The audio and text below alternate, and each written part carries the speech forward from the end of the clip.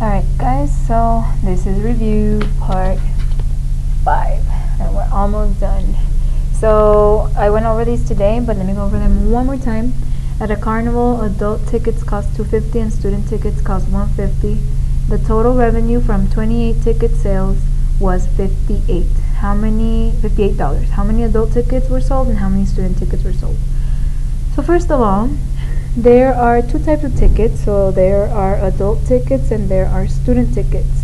They sold 28 tickets. Okay. Second of all, adult tickets cost $2.50 and then student tickets cost $1.50 for a total of $58. Notice I put money on one line. Okay. Now the easiest way to go about this one and solve it would be to use elimination. So because I want to cancel out this A with this A up here needs to have a 250 on it and it needs to be negative. So I'm going to multiply the top one by negative 2.5, negative 250, and I'm going to distribute that around to all these other ones. So negative 250 times A, that's negative 250A. Negative 250 times S, that's negative 250S. And then negative 250 times 28, that's negative 70. So now I'm going to work with these equations here. These are going to cancel. I'm going to add these two. 1.5 minus 2.5, that's I believe 1. And then 50, or negative 1. 58 minus 70 is negative 12. So my final step is divide by negative 1. And I get student tickets equals 12. So 12 student tickets, right? That's what I would put there. Now I know that together the adult and the student tickets, there were 28.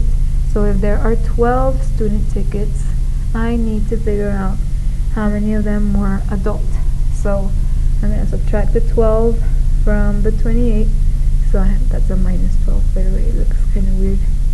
Oh, now I made it look worse. No. Okay. So I have A equals, I believe, 16. So the number of adult tickets was 16. Not too crazy, but again, if you can't figure it out, then at least be able to set up your equations and you'll get a couple points. Alright. Number 2. A survey was taken to see how satisfied people were with their job. 1,354 workers were surveyed. How many were very satisfied? Okay, so very satisfied is here. These are percentages, so this is 34.5%. To turn that into a decimal, I divide it by 100, so that gives me 0.345. Okay. So now I'm gonna find 34.5% out of this. So let's start with the 1,354 times 0.345, and let me get my calculator because I already forgot what that number was. 1354 times 0.345, and that gives me 467.13. But again, we're talking about people, so this 0.13 can't be. So my answer is 467 workers.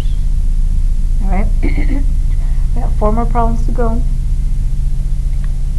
This next one's easy. My voice is going away. What the heck? Okay, anyway.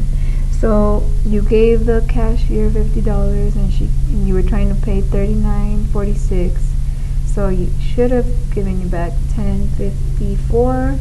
And remember, you gotta make sure you write this down on these problems and that you answer the question. She gave the wrong change, blah blah blah. Okay, easy question. Solve the following inequality. So in order to solve this inequality, you're gonna have to leave the variable by itself.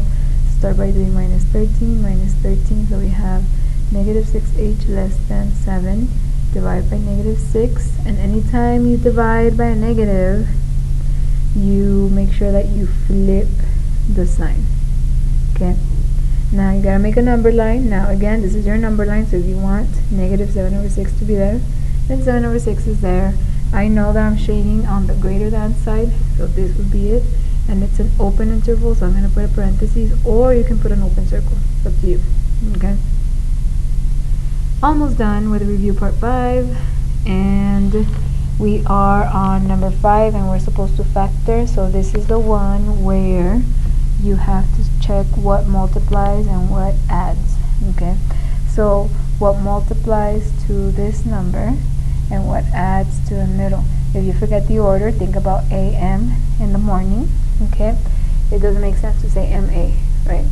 So I'm looking for the factors that multiply to 48. So 2 times 24, 8 times 6, negative 8 times negative 6, right?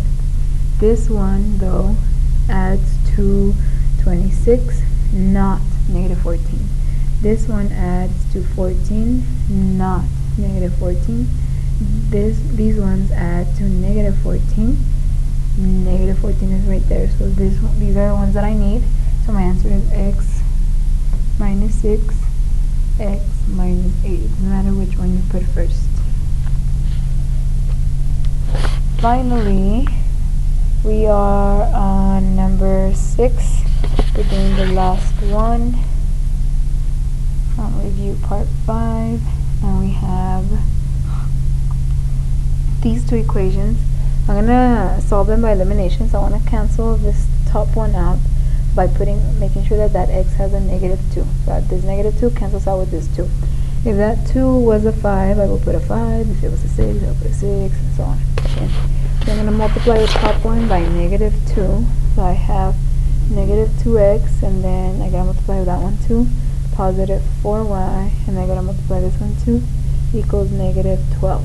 And then I'm gonna rewrite this one, 2x plus 3y equals 19.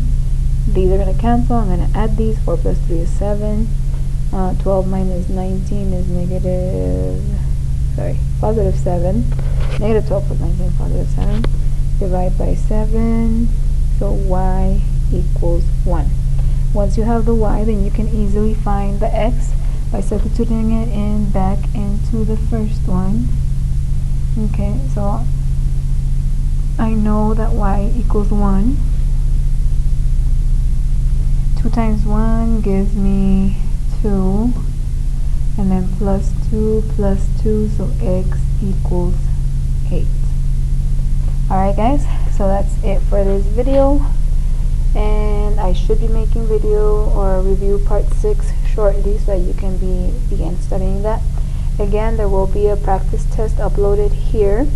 You can take it, and there will be some solutions posted as well so that you can check your answers and see how you're doing on this